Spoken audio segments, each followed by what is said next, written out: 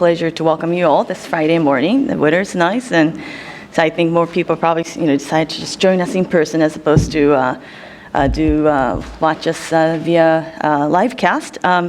So there have been a lot of developments in the global energy markets. In the past couple of years, we can name quite a few. Of course, sort of triggered by the rise of unconventionals in North America. We've had a lot of changes in the way the markets interact, but also we've seen quite a bit of oil price volatility in the past couple years, but certainly there have been a lot of not just some sort of uncertainties or concerns, but a lot of excitements. One of the such exciting developments, in my view, is how natural gas is becoming extremely much more sort of global commodity, sort of globalization, and also perhaps like democratization of natural gas markets, players, both suppliers and importers, but that also means that challenges associated with natural gas are also evolving, if you will. This year, well, not this year. I guess I guess last year, we started seeing in the latter half, the price of, for example, Asia LNG spot prices, starting to come up.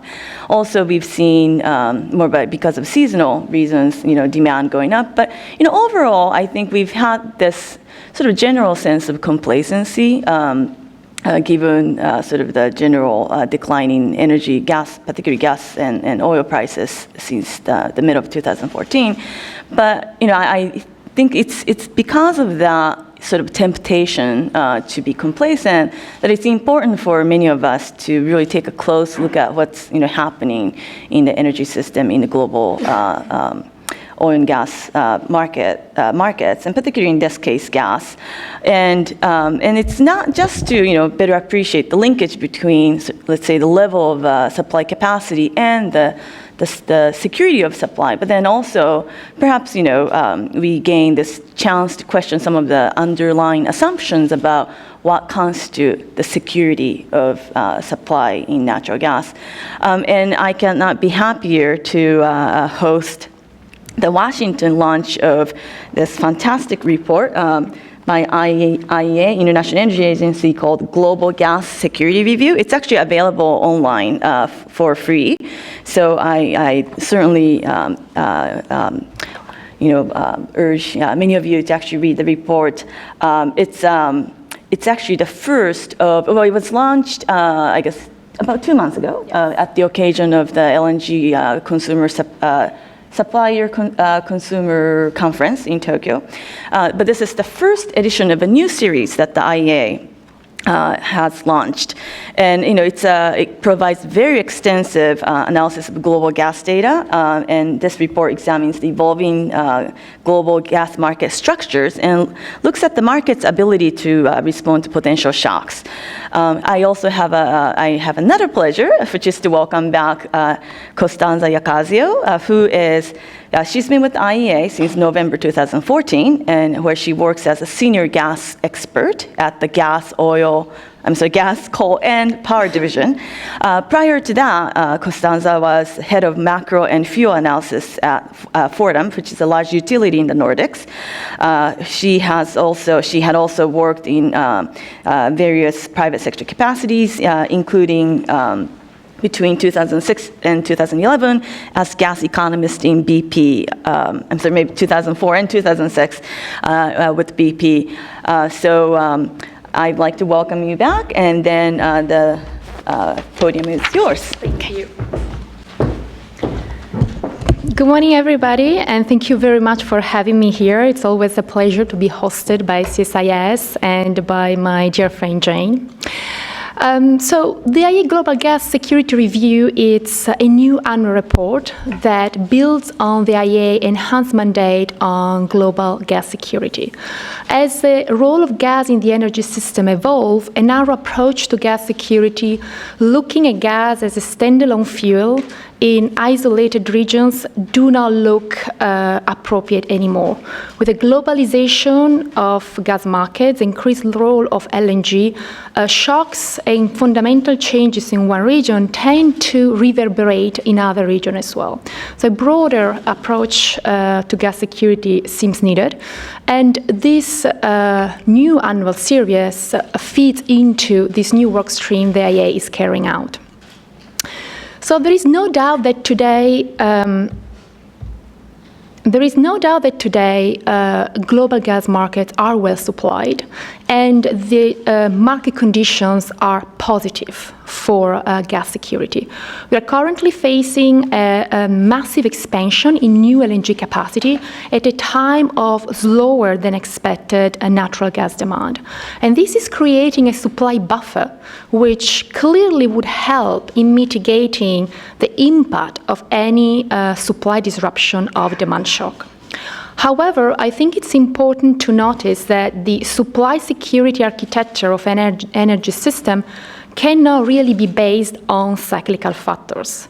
Today, oversupply cannot really be looked at a permanent feature, a structural feature of LNG markets, and in fact is the result of an unexpected step change in the pace of expansion of global gas demand growth that caught industry by surprise and highlight the difficulty to accurately forecasting demand and supply in a fast-evolving energy system.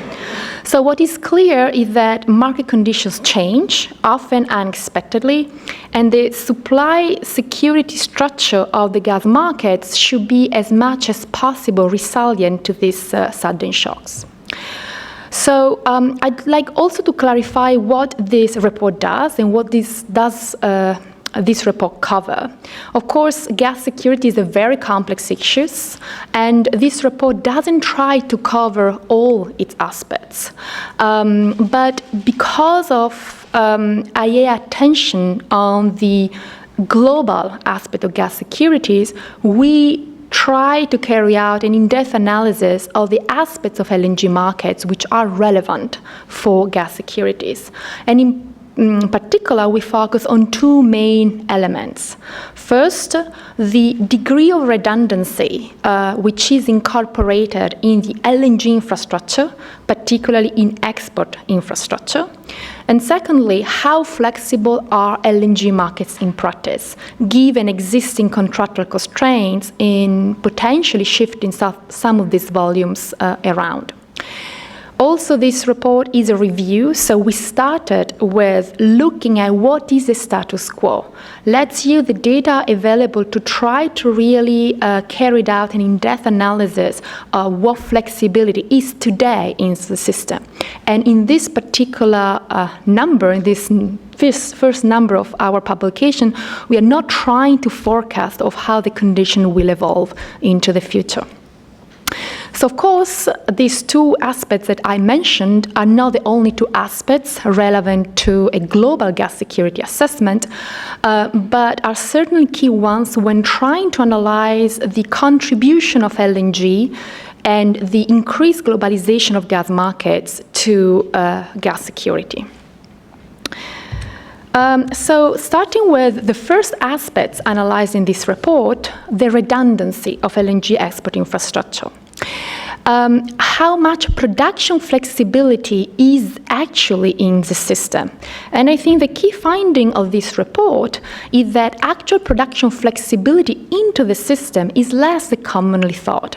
This chart here shows the amount of LNG capacity that was offline due to a variety of issues between 2011 and 2016.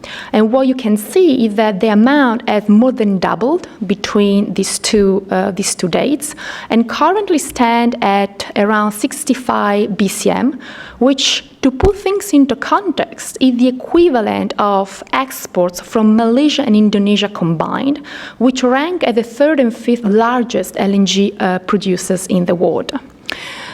So, given the amount of losses, when we do tend to focus exclusively or almost exclusively on the new projects coming online, so on gross capacity figures, we might actually lose some sight on what are the net incremental capacity. Keeping this number into consideration, between 2011 and 2015, gross capacity addition were around 30 BCM, so 3 BCF per day, while the net capacity addition were actually just 5 BCM overall. Not only the level of capacity coming offline has increased, but also the share of the global total, which today is around 15% of the world total LNG capacity. Lack of feedstock gas is the primary factor behind these output losses, accounting for an estimated 3/4 of the total, and the rest is attributable to a combination of security problems and technical issues. So, as a result of all these production losses, once we do account for them, the utilization of the existing LNG export fleet is actually quite high and close to 95% basically between 2011 and 2016. There are some small variation, but actually not dramatic variation. Once we include planned maintenance, which is not included in these unexpected outages, the level of utilization of plants actually vary between 98 and 99%. And given a limited amount of operational flexibility needed in running a plant, this basically means the plants are running flat out. This makes sense given the structural characteristic of the LNG export infrastructure that basically is built to operate as a baseload facility, given the relatively high capital costs and relatively low operating costs, plus some technical difficulties in modulating output through the plants. So of course, because of how much new capacity is coming online, it's possible the utilization level might drop somewhat in the next few years. But again, as mentioned before, this doesn't seem to be a structural characteristics of how LNG plants normally work, more the result of an unexpected, possibly temporary oversupply situation, and therefore required adjustments in how the market is functioning. So the key consequence of this is that, of this high utilization level of LNG plants, is that any potential LNG market response to supply shocks or demand shocks wouldn't really come predominantly from a short-term increase in production, in LNG production, but from the reallocation of existing supplies. So, the good news in this respect, I would say, is that while the production flexibility in the system that I just described is less than commonly thought, we are seeing a positive trend with respect to the flexibility, destination of flexibility of supplies, and the contractual structure underlying supplies is becoming less rigid. And we have done some analysis on this. So, for all the LNG contracts signed up to 2014, roughly 60% had a fixed destination term, and their average length of those contracts was 16 years. Now, for contracts signed in 2015, the share with a fixed destination has come down to 40%. And there is a substantial difference in the length of contracts with fixed destination and in the length of contracts with flexible destination. So for contracts with fixed destination, the average length is just 11 years. For contracts with flexible destination, the average length is 17 years. So the substantial difference between the length of contracts with fixed destination and contracts with flexible destination really speak of the value that buyers attach to flexibility with respect to destination. So more flexible contractual models, which greatly are influenced, these numbers are greatly influenced clearly by the beginning or the signing of contracts for U.S. production, it's certainly positive for both the efficiency of the functioning of LNG market and in turn for gas security, given that this greatly facilitate the reallocation of supplies that was mentioned is key in providing gas security or in responding to potential shocks in different regions. Because of the importance of this flexible portion of LNG supplies in responding to shocks, we have conducted an in-depth analysis of just this portion of flexible supplies and trying to look at how the demand for flexible supplies has changed over time and how the supply of those flexible portion of LNG has also changed over time. Who has been the key caller of that flexibility in the market, and who has been the key provider of that flexibility in the market? Because I think that is the most relevant aspect within the LNG space when we try to look at gas security issues. So from this perspective, I will start to talk on the demand for flexible volumes. And looking at the evolution of the demand for these flexible volumes, I think the role of Japan is a key swing factor for that demand. It's quite evident for this chart. So Japan's need for additional LNG volume triggered a strong increase in demand for flexible LNG supplies. You can see how between 2011 and 2013, the overall demand for flexible volumes has increased by around 20 BCM, bringing the total at around 60 BCM, which represent roughly 20% of the global LNG trade at the time.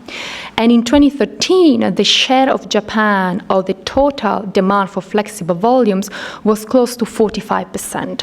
So clearly, as we know, Japan proved the swing factor in calling all this flexibility that was available into the market.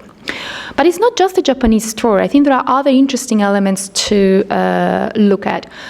One, for me, is the importance of Brazil and Argentina combined as buyers of flexibility into the market.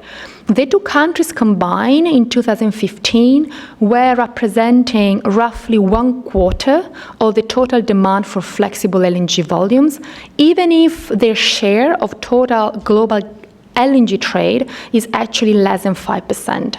And I think this high proportion of demand for flexible volumes come from the absence of long-term contracts underpinning basically demand of LNG in both Argentina and Brazil. So they tap into the spot and short-term markets when they do need to procure LNG supplies, which basically translate in a direct call on the flexibility available into the market. So I think that is another very interesting element of demand for flexibility. The other clear thing that we can notice is that from 2013 onwards, the demand for flexible volumes has come off. And this is predominantly the consequence of slower than expected Asian demand, but I would redefine it from established Asian buyers, not just only Japan, but generally broad-based, against new contract levels starting up as production and supplies in the Asia-Pacific region started to come on stream. So this has squeezed the amount of demand for flexible volumes. However, at the same time, you can see how the category others has become bigger and has partly offset the slack left by traditional Asian consumers. This incorporate a variety of different countries in different regions, but I would say the countries in the Middle East and African region plus Pakistan account for a significant share of those volumes. And between 2013 and 2015, that volumes taken by that category has increased by 8 BCM, which given the very low starting point, I think it's quite remarkable. So there is clearly a shift in the composition of demand and in the composition of demand for flexible volumes into the market. So from the supply side, the key question is how that demand for flexible volumes is met. Who is providing the flexibility the different consumer actually require? Broadly speaking, and I'm simplifying a little bit here, there are two ways that demand can be met.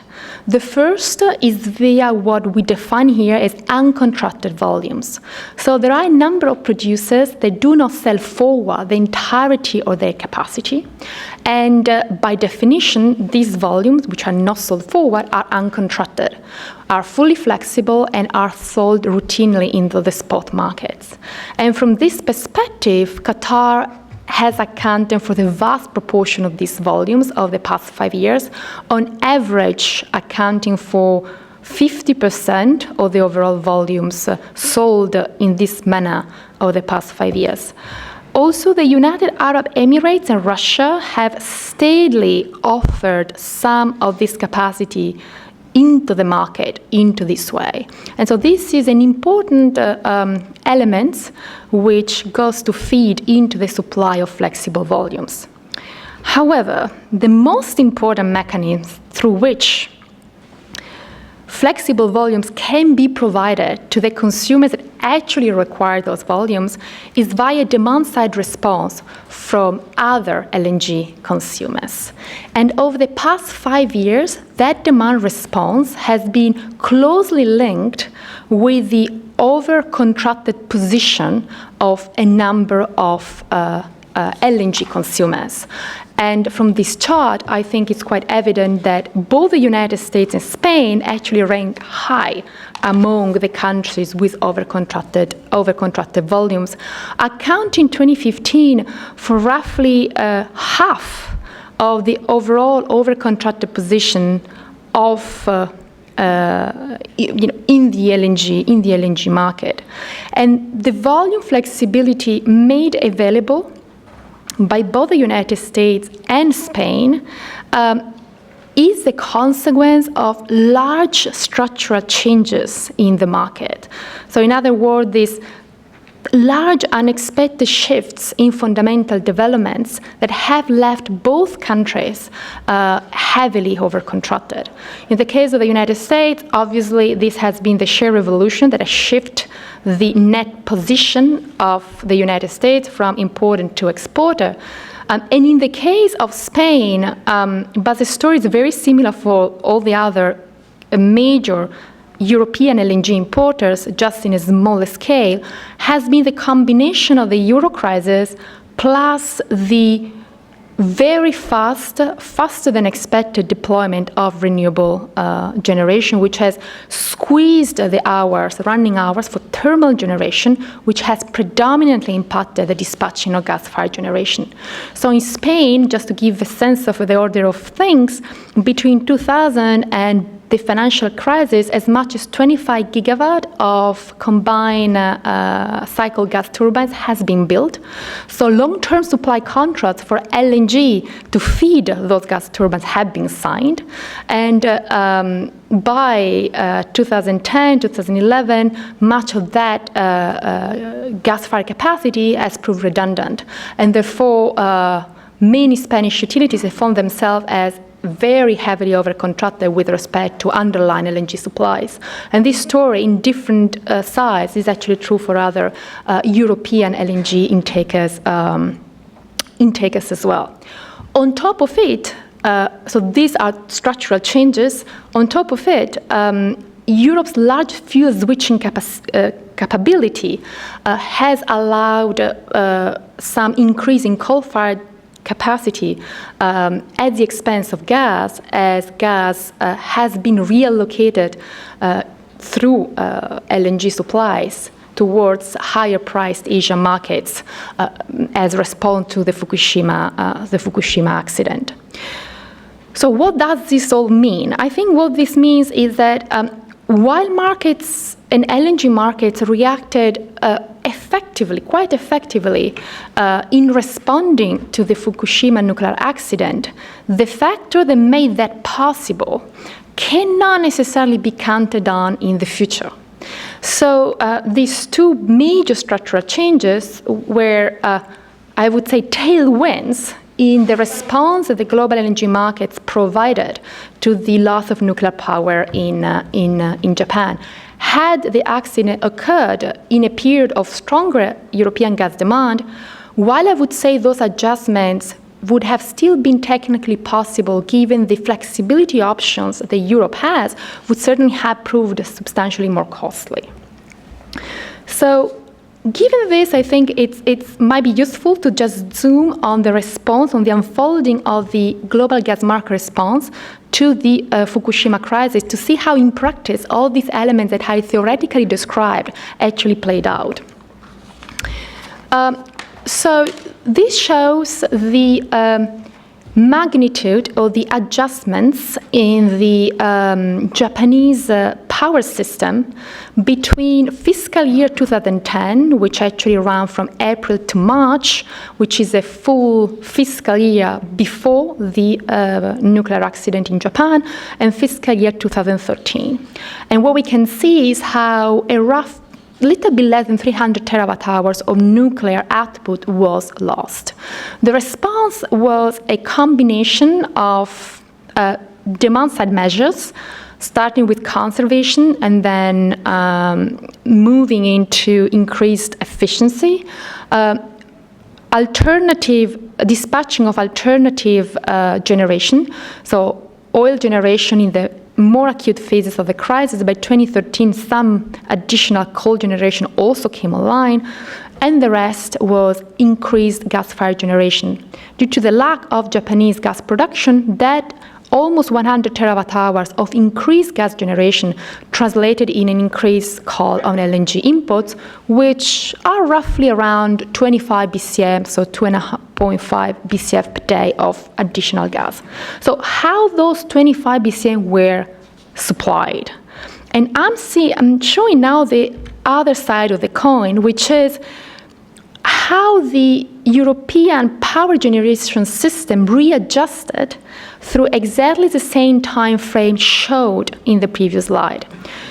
We did have, between 2010 and 2013, a significant, but I would say still moderate increase in coal-fired generation, a massive incremental in renewable generation, and the rest, which is basically the net effect of nuclear generation and demand, was pretty much flattish. There was no demand growth, massive incremental renewable generation, and some additional coal generation.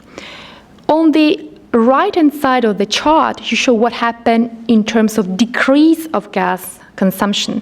And you can see that we had a massive decrease of gas consumption, which on the left-hand side you can read in terawatt per hour, so in power units. On the right-hand side, you can read it in BCM units. So it was almost 50 BCM of lost gas demand across those 3 years. I would emphasize that the magnitude of that fall is magnified by the particular date chosen, because in fiscal year 2013, you also include Q1 14, which was an incredibly mild year in Europe. But even if you shift time around, the overall picture and the key message doesn't change. And I would say the wide increase in coal-fired generation is indeed a true demand-side response driven by changes in relative prices, mostly triggered by the nuclear accident. The dispatching of renewables plus the lack of power demand is a parallel demand shock that occurred in Europe relative to what was actually occurring in Japan.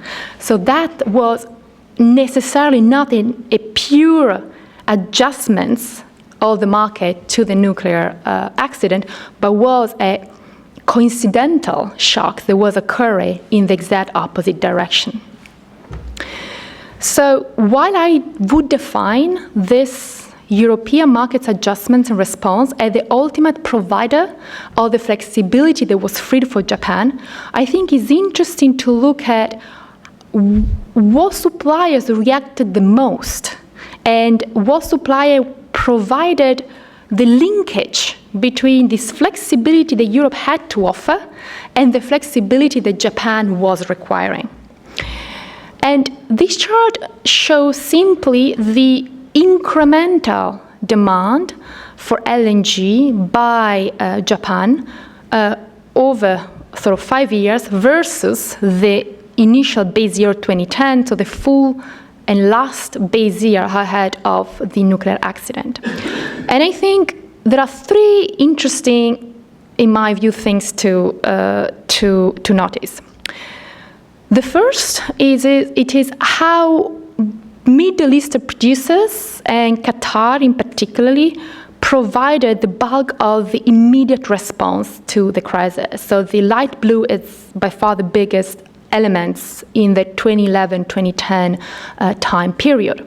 And as I was mentioning before, part of this is due to Qatar's large uncontracted position, certainly large in absolute terms, which in 2015 we estimated around 10 BCM, plus the fact that a number of contracts that Qatar has in place indeed are quite flexible in terms of destination, plus the very strong commercial relationships between Japanese utilities with Japan, bigger LNG importer, and Qatar, big LNG suppliers, which really facilitated the marketing adjustments needed for gas to flow from some parts of Europe to Japan. But the second point, which I think maybe it's even more interesting, is how actually the incremental supplies provided by African producers have basically caught up with the response of Middle Eastern producers by 2012, with the size of the light blue bar and red bar much closer to each other as we progress in 2012. And this is interesting because Japan had no long-term contracts in place with African producers, but in 2010, so the year before the accident, was importing less than 3 BCM from Africa. But by 2012, imported more than 10 BCM by African producers. And if we look at who actually provide these volumes, are Nigeria and Equatorial Guinea. And if we do take Nigeria, half of the volumes of Nigerian LNG, it's actually sold to, as off-taker, large portfolio players with which target multiple destinations. So the flexibility of that contractual structure really helped the diversions in cargoes that we have seen. And pretty much 100% Equatorial Guinea, even if it's not a large importer, actually has all its supplies sold with this sort of contractual model, so portfolio players and multiple destinations. At the other side of the trade, usually this Nigerian Equatorial Guinea cargo were going to utilities which were massively overcontracted in Europe. So you had the ultimate provider, the lack of need for European customers, the tool, which is the flexible contractual structure of these supplies that allowed and facilitate this response. And so this relevance of African producers into the response to the Japanese nuclear accident. And the third, I would say, is a relatively low response in aggregated list of the Asia-Oceania region to the crisis, considering that it's clearly the largest region feeding LNG to Japan. Of course, this marks very strong differences across countries, because like Russia is included in that category, and Russia's response was actually quite strong, so it did provided more volumes to Japan. On the other hand, you had Indonesia that actually falls short of even its own commitments, so there are differences, but I would say in aggregate, the response was substantially lower than the one, for example, provided by Africa. And part of the reasons is also in the rigidity of some of the contractual structure that underpin the supplies of this part of the world. So there are a number of differences. So to summarize, the availability of flexible supplies in the market is what made possible to link the demand flexibility provided by Europe and the demand flexibility required by Japan. in a one-to-one contractual structure, very rigid, even if that flexibility were available, there would have been no way to link them together. So in this respect, flexible contractual structure, flexible supplies are a key tool and an important aspect and component to increase and maintain gas security in the system. However, even with fully flexible supplies, the lack of short-term swing production capability, I think, is a structural limit to the contribution that LNG can provide. So bearing brief periods of extreme oversupplies, where utilization level of plants goes lower because we are in a supply glut, and so there is some short-term production swing possibility in the short term, LNG production itself can really provide the volume flexibility needed to respond to potential demand and supply shocks. Their response need to come from the aggregation of the demand side responses and what I didn't discuss much here, but the upstream and pipeline production flexibilities that the various individual regions actually hold, and that a flexible LNG supply chain does really help to aggregate. I think that is the ultimate mechanism through which the system is able to maintain gas security. And these elements will change over time. So again, the contribution of this report, it's not to give a final assessment to the level of gas security, but I think really through digging to data, really looking at what portion of the market is flexible, and by year how things are evolving, which are the new players demanding flexibility, which are the new players providing flexibility, to try to, at the very least, start with the best possible view of the status quo that I think might be helpful to actually provide any regional gas security assessment that, of course, will bring some of these globalized elements plus the regional individual elements of that particular region into the global security assessment. So just to sum up, I think increased globalization of gas markets, as I said, probably required a broader approach to gas security. So this globalization of the gas markets needs to be taken in consideration when carry out gas security assessments, particularly how shocks and changes in fundamentals in different regions can impact other regions, and how the role of gas in the energy system is increasingly interlinked to the changes of the overall energy system, and so how the structural gas demand is changing as the global energy system evolves. Two, the LNG markets have minimal short-term swing production capability. So there is not much production flexibility that can be brought online in the event of a supply disruption. So what this means is the key LNG market, LNG contribution to gas security comes mainly via the reallocation of existing supplies, which is enabled by flexible contract structure. So that is certainly a key aspect of that. And when we do look at how LNG markets have responded to the Fukushima accident, they tend to provide a reference point in the market for how LNG market could, and the role the LNG market could play in responding to demand and supply shocks. I think important to distinguish the component which is indeed structural and is something the LNG market could always provide, and the component that was coincidental to other one-off elements that were actually occurring at the time of the Fukushima nuclear accident shock. So we'll finish here. Thank you very much for your attention, and I'm happy to take questions. Thank you.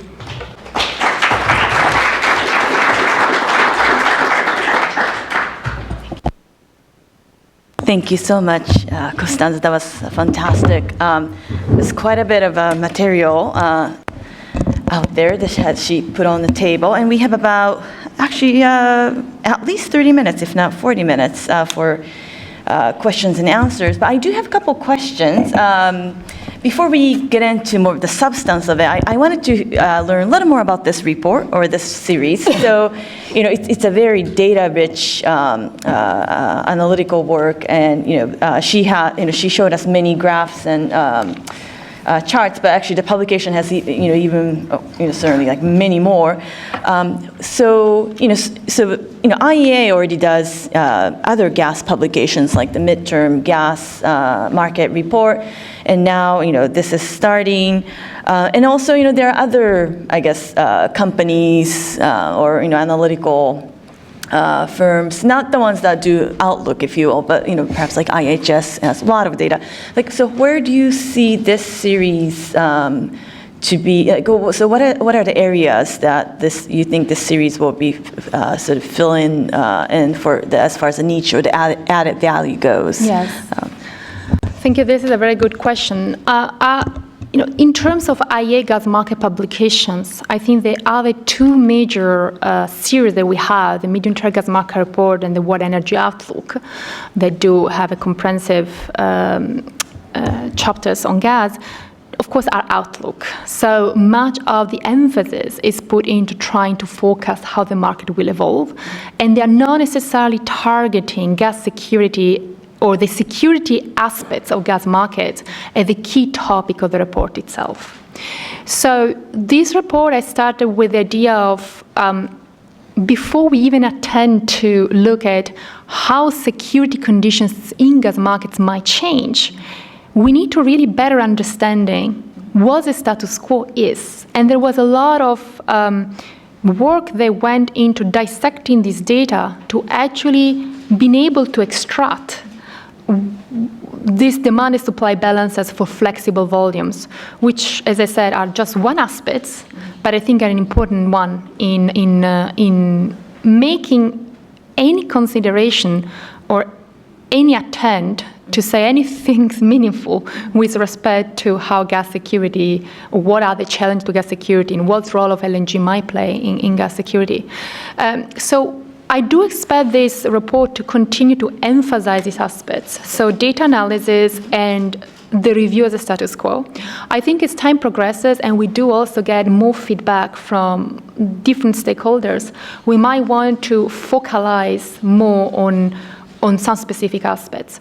This report has 5 chapters, so the first 3 are very much about dissecting the data on redundancy and flexible demand and supply. And then we sort of looked in depth to the Japanese case, and I sort of showed you some of these charts, and then to the European cases, particularly with respect to how the changing structure of the European power system might impact the demand, the fuel switching capabilities that Europe currently has in place, which might impact the ability of Europe to respond to future crises the way it did in the past. So, of course, that was an initial work. I think there are some interesting areas that can be explored in this dimension, particularly in connection with the decarbonization of the market, which might go into this sort of work stream. It's interesting. I think many of these sort of key messages sort of underscore how, especially in the LNG side of the gas business, it's more of a market mechanism as opposed to physical or more of engineering features that are very key to making the system a lot more resilient and energy secure. But since you also certainly covered Europe. I wanted to hear a little more about how this energy security or the supply of gas, the security of gas supply discussion goes for countries that are predominantly just the pipeline gas suppliers and consumers. Well, in this, because this report really focused on the global aspects, the globalization, it's basically triggered by the increase in LNG supplies. Of course, if there are individual, your question is very relevant for individual countries, clearly. If you do not have any sort of connections to external trade, but you just import from one pipeline, then the questions on gas security is much more focused on potential emergency response measures and how the structure of your own gas system is to be adequate to withstand potential disruption to a predominant supplier. So that's it's one element. In Europe, clearly one important aspect of the regional discussion is how to make sure that Europe is well integrated so as all the different regional pockets can benefit from the large regasification infrastructure that Europe has in place and the wave of new LNG export capacity that come online. So in that respect, interconnectivity of region, making sure that gas can flow within the European region is clearly very relevant to bring the globalization aspect, and so the fact that we are having more LNG and we have LNG regasification capacity to be relevant and meaningful for countries which are just basically dependent on imports or their own domestic production and do not really have LNG regasification terminal themselves. Thank you.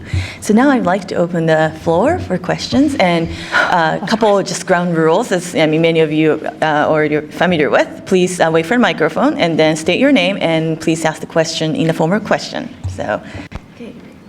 Oh. We need to speak up. Yeah. I'll also stand up. Yeah, if you can stand up, that'll be fantastic. Doug?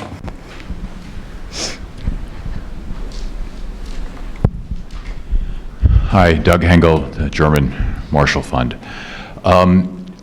Did you make, as part of this report, recommendations to the IEA members as to what they should do to improve their gas security situation? And two, did you look at gas storage and fuel switching as ways to deal with the issues? No, in this report we didn't really make recommendations. I think that might be following steps. I think we spent really a lot of time just to get the groundwork right to be able to potentially make recommendations. So it's not part of this report. I think with respect to fuel switching and storage, we focused a lot on the European situation.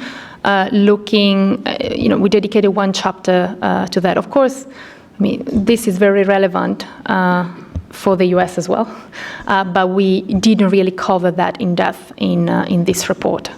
I think one key element that we focus on this report, and we have some numbers for the European case, is again, because so much coal capacity is being switched off, which it's consistent with the environmental and climate change goal that the Europeans actually have. The question is, to what extent, as coal capacity comes off, as so much gas demand get utilized for balancing or for really peak merit, you end up with a very rigid demand profile and limited switching capabilities, which not necessarily produce a problem per se, but needs certainly to be considered and evaluated in the context of a gas security policy. So we spent some time in looking at that in this review, but I think would certainly be good to extend it to other regions as well. Thank you. Great. Yeah, gentlemen. Hi, Bill Hederman from the University of Pennsylvania, and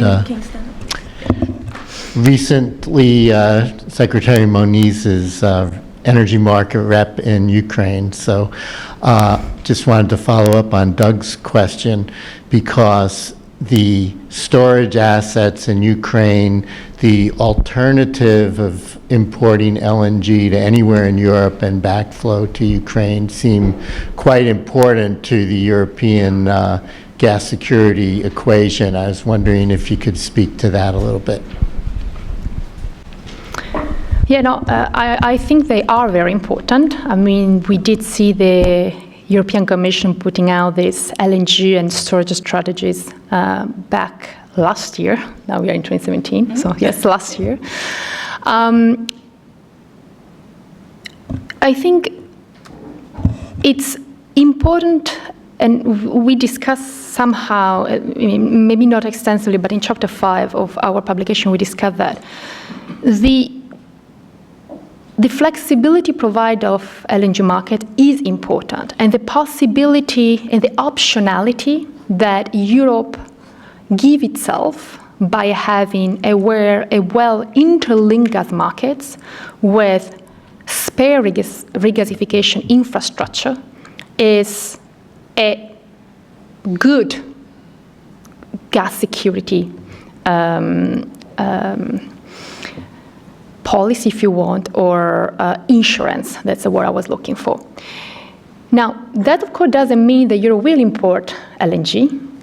I think, as we did see last year, Russian flows into Europe were close to all-time highs, and LNG inputs into Europe were actually flattish or slightly declining. I don't recall the exact number, but clearly we did not really see Europe taking more gas from LNG, but maximizing the economic revenues of getting gas from where it's cheaper.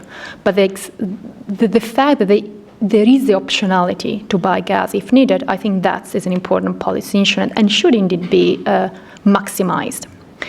At the same time, I think it's important to distinguish the different flexibility and therefore values to the system and to European gas security that LNG or storage can provide. So of course, storage usually tend to be either within the supply chain of the pipeline importer or even for some storage very close to the demand centers.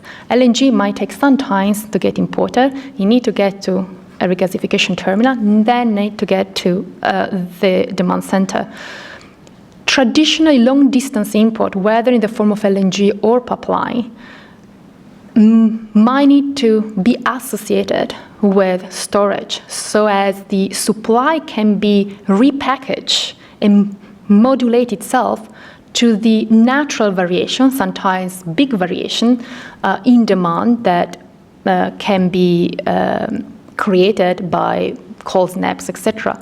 So in that sense, I don't think we can always look at LNG and storage as two identical provider of flexibility.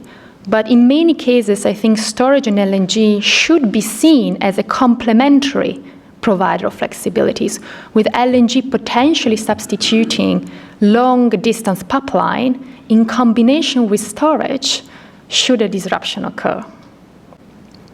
I don't know if that happened, but hopefully.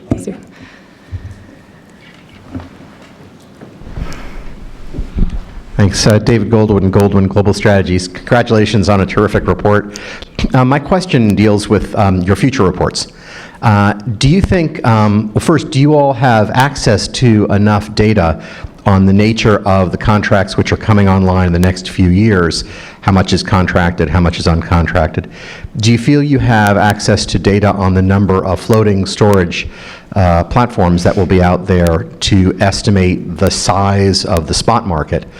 And therefore, do you think you'll be able to do a shadow spare capacity estimate the way you do for oil, which projects how much flexibility is out there? The narrative now is there's a glut till 2021, but if the cliff comes sooner, will you all be able to see it? Yeah.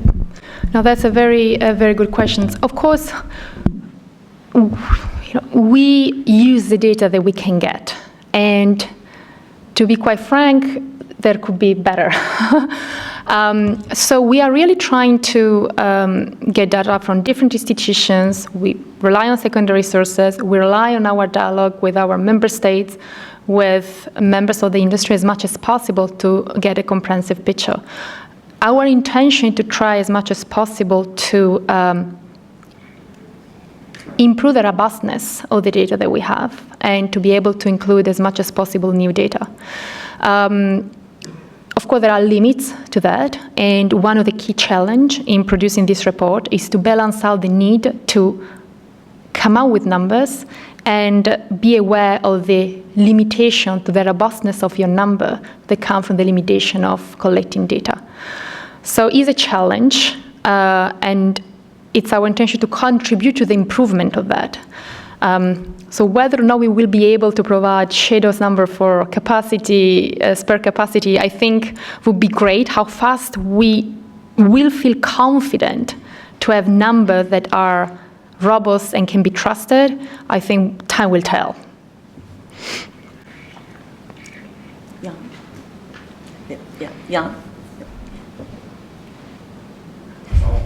I'm Jan Mayers, I'm Jan Mayers, Resources for the Future. I'm a little perplexed by your comment that LNG markets have minimal short-term swing production capability.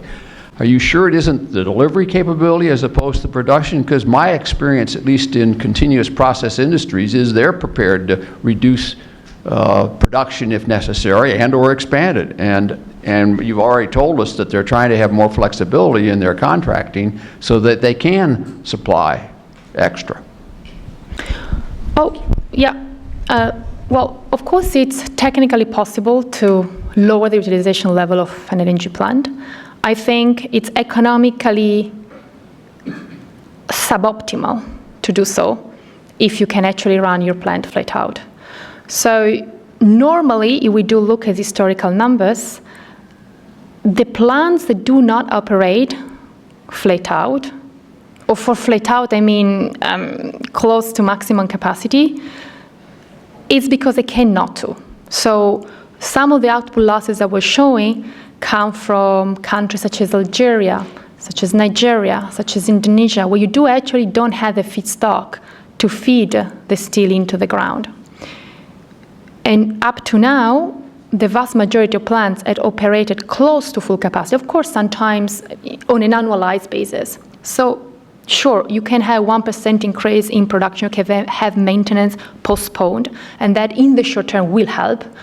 But we will not really have in aggregate, and certainly this was the evidence across the in the response to the Fukushima period, beside the increasing Qatari gas production, which was mainly the result of new train ramping up at the time, we didn't have an increase in overall production capacity through that period. Of course, as the market might face a period of oversupply, if demand is not enough to materialize at the price that make economic running a plant, the plant will modulate down its production. But this is suboptimal for either the off-takers in the case of US LNG or for the LNG producers in the case of integrated facilities. The fact that it's technically possible but not necessarily economically optimal for whoever put down the money to build that plants is what make this choice not a permanent feature, not a structural feature of how LNG plants tend to operate. Things might change in the future, but certainly so far that seems to be the case. Bob? Thank you, Costanza. Very interesting work. Thank you. Three things came to mind. One was the question of the increasing growth of FSRUs. What does that mean for flexibility? You've seen countries like Pakistan, there's been that in Middle East countries that have adopted those. And maybe these other two are sort of perhaps related. I mean, one is, you showed the decreasing contract terms for let's say for the fixed contracts. How much renegotiation has the market condition meant in terms of some of these existing contracts, or is a lot of this related to new contracts for new supplies that countries are obtaining? And you also mentioned aggregation and the regional dimensions to that. If indeed you got pressure on short-term swing production supplies, what does that mean for institutionalization of regional gas markets like in Asia, where the Japanese and Singaporeans have tried to create more formalized gas markets? Right, these are good questions. So the first one is about FSRUs. FSRUs, I think, are really changing the composition of demand, or help it to change partly the composition of demand, because they allow to open up markets which with traditional large onshore facility you wouldn't been able to open up. I think they're also potentially bringing new dimension to the profile and the relationship between demand and pricing in the gas markets, because you might indeed have countries which do import a lot at a certain price, but they would stop importing at another price, which basically change the demand curve of LNG compared to what we might have traditionally been used to. The reality, most of these effects will need to be tested, because we had such a surge of new regasification capacity in recent years. Probably will keep going in that respect. And also, in some cases, we are bringing more seasonality to the demand, where some of these FSRU really being built with the expectation of mid-seasonal demand peak. So the aggregation of all these changes in the short-term volatility of demand and is a long-term relationship between price and demand, it bring new, if you want, gas security questions to the table, which might indeed be a quite interesting topic to be covered in a new edition of the report. But I think I fully agree with you that it's something that needs to be considered. The second question, I forgot. Can you just briefly? The renegotiation. Renegotiations. Yeah. So in the data that I showed, I would say the more flexibility is predominantly coming by the contract signs for the US production. Because the data for that are up to 2015, because we didn't really have good enough data for 2016 onwards. I think as 2016 data get included, and potentially 2017, then we might, my expectation, which is uninformed by data, but given the snippets of news flows and some of the contract negotiations that we have had access to, that will probably increase. But in the data I showed so far, it's predominantly, if you want, new contracts, mainly US contracts. Regarding the so difficult word, sorry, of gas markets in Asia, I'm not 100% sure I get what you are what you are hinting to. What was well, the impact of, in a sense, that you do have limited supply. Yes. Swing capacity. Yes. What does that mean in terms of market development? Market development on a regional basis, if you really have that sort of pressure on spot prices and so on. Can I actually add to that Yes. question, to Bob's last point? So in that sense, I've been sort of also interested in getting your thoughts on how the push. Oh, sorry. I wanted to add to Bob's question in that the sort of some of the Asian heavily import dependent countries push for hubs. That increases liquidity, and then you can see sort of corollary. But I wanted to also get your thought on that element as part of your response to him. Yeah, I think, as I said, I think there are two different sides of the coin. One is the production flexibility, and one is the contractual flexibility. So if you cannot really work a lot from the production flexibility side, then of course you need to maximize the ability to shift around efficiently what you have. And this should be positive for the development, a continuation of an increase in spot LNG trade and some of the initiatives that we are seeing popping up in different Asian countries. At the same time, however, I think, again, countries need to think about that ultimately somebody needs to provide the flexibility. So you can be as efficient as you want in shifting volumes around, and this is great, definitely something that should be done. But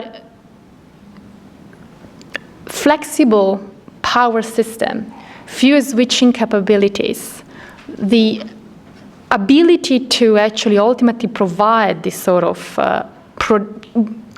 volume flexibility need to come from somewhere. So I think my quick answer to your question is, yes, I think it will incentivize the continued development of spot markets. At the same time, I would say it's important to remind that not everybody can tap into the spot market and looking for flexible supplies. Ultimately, there is nobody providing that flexibility. Yes. This gentleman. Anthony Livanius from U.S. Energy Stream. Costanza, Yes. it's great to see you in Washington, and Thank you. congratulations for your report. Thank you. I would like to ask you about the impact of U.S. LNG exports to the European diversification of gas supplies. If you can tell us a little bit more about U.S. LNG, and can and will U.S. LNG make Europe less dependent on Russian gas? Well, as I said before, I think the great security contribution of U.S. LNG and additional LNG around the world to Europe is to provide that optionality to get it if it's needed. As of now, and I think 2016 was an illustrative year in this respect, the extent to which you have a observed reduction in dependency on Russian gas and maximization of US flows is purely an economic question. So what it flows into, it's, at this point in time, it's dictated very much by the relative prices of different gas around the world. Whether the having an observed reduction in Russian supplies is the ultimate goal, or the diversification is perceived, that diversification goal is perceived having the optionality, that it's in itself a different discussion. So I think, yes, LNG, US LNG will have a positive contribution, is already having a positive contribution, providing an optionality. Whether that will flow, it's a matter of market dynamics. Now, in the medium-term gas market report 2016 that I also presented here, we have between 2015 and 2021 an additional 30 BCM of LNG coming into Europe.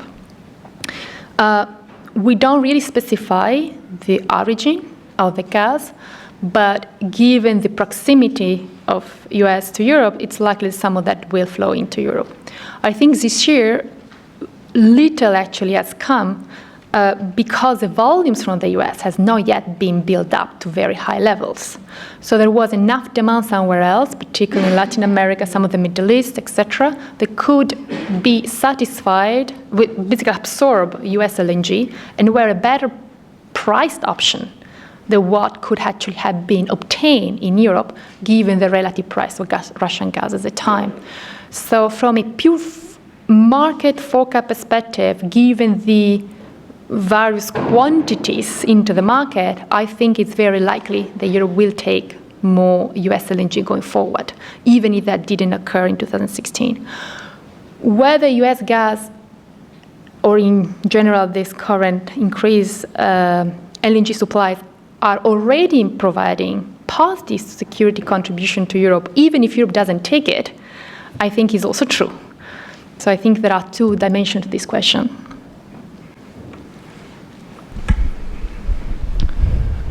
Javier Arbona from Lynn University. Thank you for the insightful presentation on global gas security.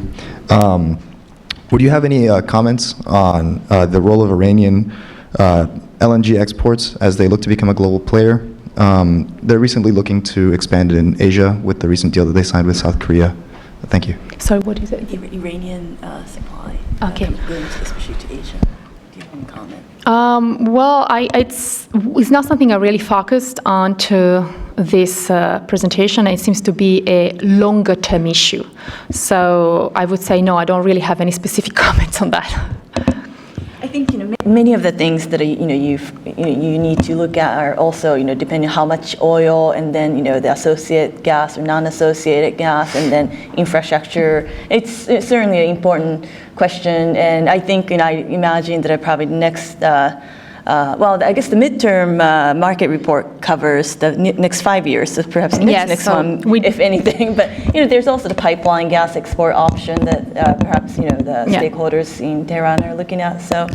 So yes, we didn't have any Iranian LNG exports by 2021, and I think one important distinction between Iranian gas, Iranian oil, that when sanctions was lifted, Iranian gas production was already at all-time high, while Iranian oil production wasn't. So of course, the incremental production from Iran and the potential exports basically need to come from new investments. And I think with investments generally already being cut so dramatically across the board, I think might be some time before that production, those exports really take off. So I think it's a very relevant question given the resource base that Iran has. I think the way I see it might become very topical in a few years down the road. Compared to what I think might be the key issues at the moment. Of course, if you do look at the long term, if you do take a long-term outlook, it's absolutely paramount already today.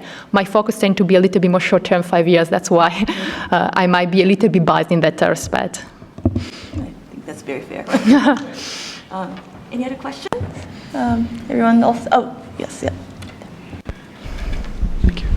Hi, good morning. I'm Tim Boersma with Columbia University. Congratulations on a great presentation, great report. I think you made a compelling case that the preconditions or the conditions that were there to provide flexibility after Fukushima may not be replicated going forward, and you alluded to that we shouldn't be counting on that. I wonder what your thoughts are on what that means. If we look out into the future and we get an unexpected event with consequences for incremental demand that we did not foresee, and we don't have that flexibility, I'd love to hear your thoughts on what we should be looking for, should be expecting if the unfortunate case that happens. Thank you. Oh, the most difficult question for last, right?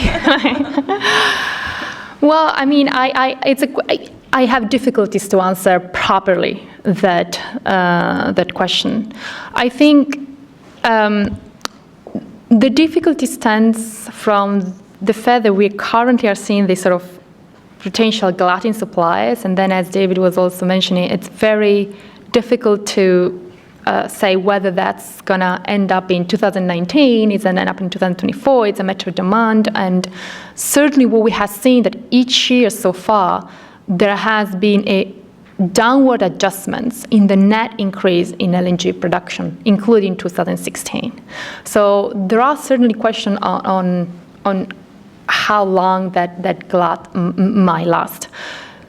That glut in itself might be counter effects to the fact that some of these one-off tailwinds that were there through the Fukushima accident are not there anymore. We didn't try in this report to balance out all these elements, and as I said at the beginning, come up with an assessment of today we have a gas security problem of 1, tomorrow we have a 3.5 in a scale of 0 to 5.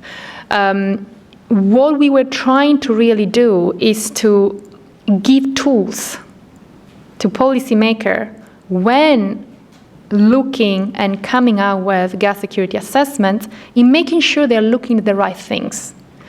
Because it's quite common to hear, well, we did not really have any big problem in responding to the Fukushima crisis. Actually, the European gas switching potential is as such that we are going to solve the problem. And I think the mainstream and common way of thinking at this moment is Well, we have a lot of US LNG coming, which is very flexible. That's all what it matters. Which I think a lot of US LNG is coming, very helpful, very important, but this needs to be overlaid to all the different elements that are changing. So that balance is something we might be doing in the future. I have some personal opinion I'm happy to share with you later on, but we don't really have an official balance of this for me to be able to tell you now we have a problem of 2, tomorrow we are going to have a problem of 1 or 0 or 3.5. Sorry. As you could tell, I mean, Costanza, has certainly, very deep, understanding of the global gas dynamics. But she also is, very, I think she's very almost like masterful in really dissecting and then sort of helping us really understand, really even like different nuances in different sort of components of what make security of supply. And this was a fantastic report. Congratulations again on the publication, and thanks again for coming back. Thank you very much for having me. Thank you. Thank you very much.